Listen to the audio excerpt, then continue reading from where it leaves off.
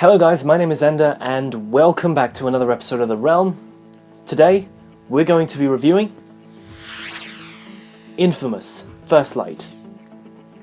So Infamous First Light is a standalone DLC for the Infamous series that can be bought on the PlayStation Store for £15 or about $20 US.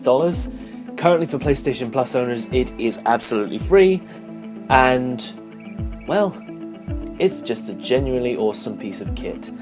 What the basic premise of this game is, it takes place 2 years after before Infamous Second Son. So, first off, let's break this shit down. Let's start with the story, then we'll go into the gameplay, and then we'll talk about the little meta game it has, and how you can get the most out of this little bit of £15. Let's get started.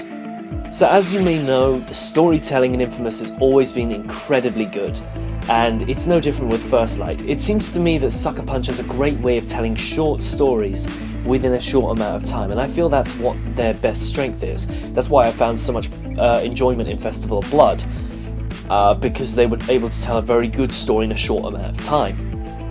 So this one has the central role of Abigail Fetch Walker and her brother Brent in Seattle 2 years prior to the events of Second Son. And what it entails is basically they're doing one last job in order to finally get off the streets, stop living rough, and finally just settle down and have a house of their own. I'll try not to spoil too much, but basically things go a little bit skew with, and Fetch has to go into Seattle, into the underbelly of Seattle, and try and save her brother. That's the basic premise. And what I love about this story is that it fills in the blanks that we didn't know about in Second Son.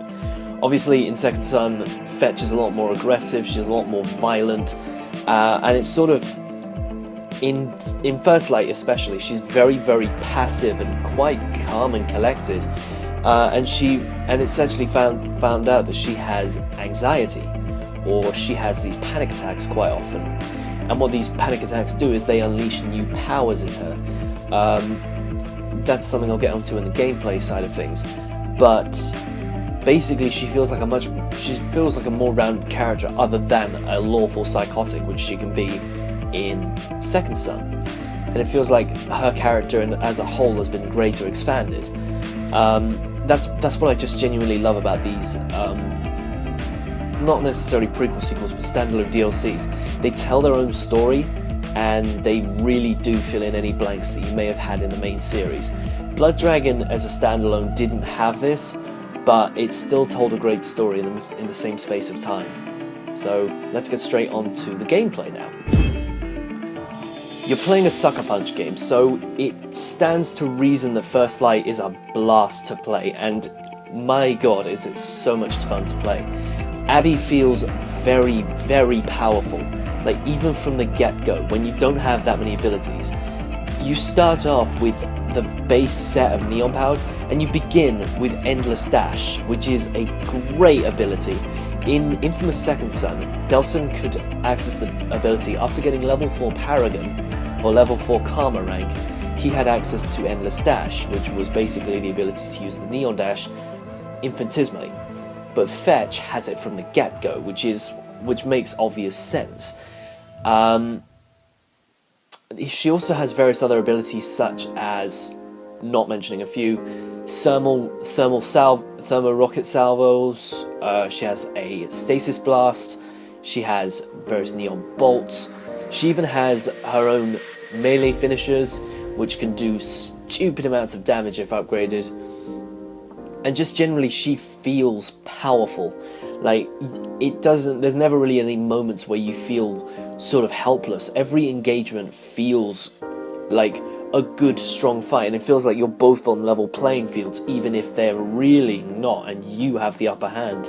It feels like they can do, like, the factions in the game, there's 3 of them. There's the police, the Akurans, and the DUP. The dupes are in this as well. I feel that they all represent sort of levels of difficulty. So you start off by fighting Occurrence, then you move on to the police, and then you finally move on to the DUP. Now DUP are probably, in my opinion, the hardest of the fighters, because it definitely feels like you are one-on-one with these guys, and while she may be able to move around the battlefield like a bullet or something like that, they can still easily get you, and if they stun you, that's it. They may do some serious damage to you, which can sort of make the fight interesting. She also has access to a karmic bomb, not necessarily a karma bomb, but a neo-singularity. Now, this neo-singularity is extremely useful.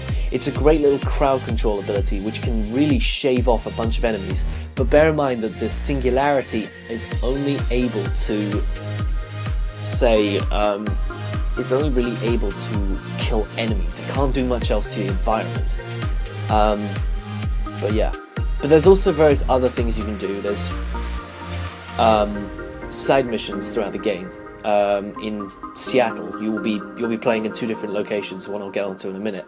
But you play in Seattle 2 years prior to Second Son, and you've got a bunch of things like, for example, one of the things that Fetch does early in the game is fire off a sign and releases a bunch of neon into the air and creates these clouds that you can use to sprint through. And it basically supercharges her neon dash and makes you stupidly powerful, stupidly fast.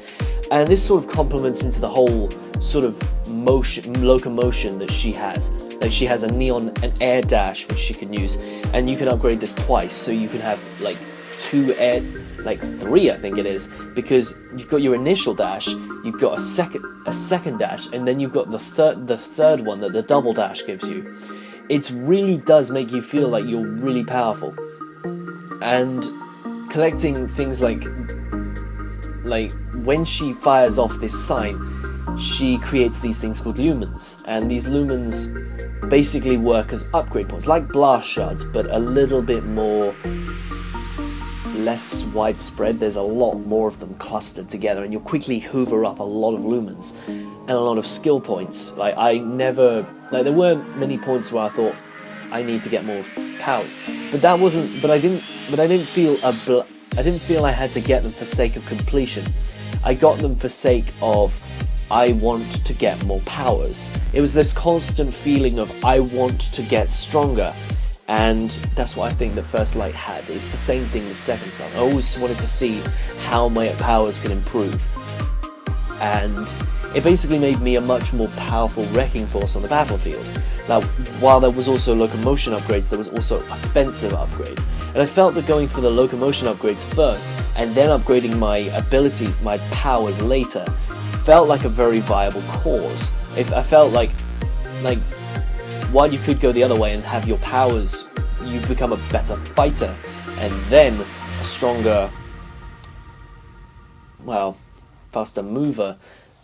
I think that would be a good way to build it. I mean, either way, you're going to get all the upgrades you need, but it helps to go motion first, then offensive later.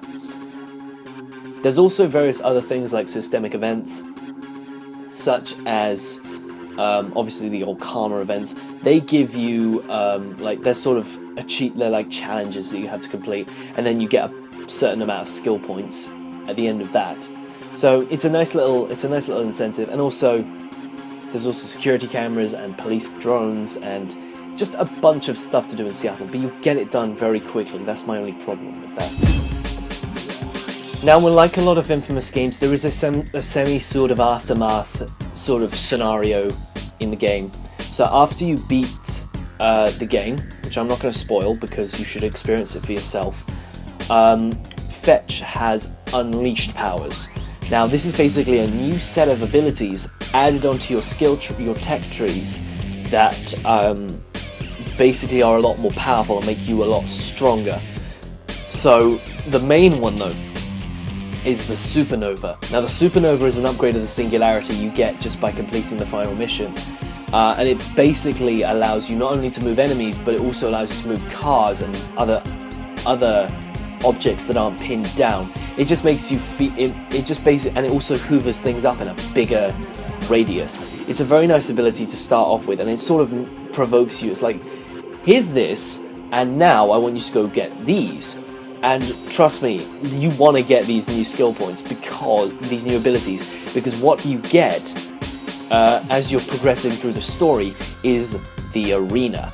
Now the arena is these 3 battle zones: an alpha, a beta, and a gamma arena. And what these do is give you various objectives, which you do throughout the story, when you're sort of taken out of the story that Fetch is telling. And you get to sort of test your mettle up to now. And sometimes you will learn different abilities, such as the Neon Salvo and the Stasis Blast. That's just one of 2 abilities. But you've also got Rescue and Survival, and these sort of like come in waves, and you have to sort of either defeat the enemies or you have to save a hostage. It's a really cool little mini game, and there's a lot of, and the reason you want to do this is not only for the trophies you get, but also for the amount of skill points you get. As you're going along and you're doing all these missions, you're racking up a crap ton of skill points. It's really going to help you if you get into the later waves and you have all these accumulated abilities that you've got. Honestly, I would not recommend taking these on until you have a good selection of skills available to you. This is namely because when you get to about wave 21 or something, I think I got to about wave 50 before I finally just couldn't control them anymore. It really starts to get quite ridiculous, and it sort of makes it like the engagements become even more fun the more enemies they start piling on you. And I mean, they really start piling the enemies onto you. But that's something you can do in the end. And it's also fun to see your friends on your friends list, like their scores as well, because it's fun to just compete. Well, obviously on the top of my leaderboard, because I played that game obsessively for a few days straight. But yeah, that was that. And then there's also, if you have Infamous Second Son, which of course you should, because it's a goddamn amazing game and it's going really cheap nowadays, you can actually play these fights as Delsin. Now you can choose to either have Hero Delsin or Infamous Delsin. So you get Karma level 5, so everything is upgraded completely. So you get your maximum powers, or the height of your powers. And it's also like, I found Delsin quite hard to play as. When I've been playing as Fetch and I had all these powerful Neon abilities, scaling down to Delsin and having these weakened abilities, like a lot more variety, like there wasn't so much difference between power sources, I could easily heal, I found myself often struggling to keep myself alive. But that was just me. Maybe I was just a bit too used to Fetch. Who knows? So what are my final thoughts on Infamous First Light? Simply put, this standalone DLC game is incredible. It's a great little piece of time, a great little time sink you can have. You can just sort of go to it and you can just have some fun in the arena. That's what I still do. I'll often sometimes just turn it on just to play the arena for a couple of minutes, or maybe about half an hour. It really is so much fun, and February's only almost up, and it's going for free if you've got PlayStation Plus. So I don't know why if you haven't got it already, why don't you have it already? Infamous First Light gets my rating of a 9 out of 10, simply because it is such a well done little piece of DLC, and I struggle to find many flaws in it other than, well, minor gripes. I really could not complain anymore. I want to give this a 10, but I think that would just be a bit too biased, but 9 out of 10 feels good. Anyway, thank you very much for watching this episode of The Realm, and hopefully I will be able to finish another game so I can review it for you on this show. Thanks very much for watching, and I will see you guys next time. Take care.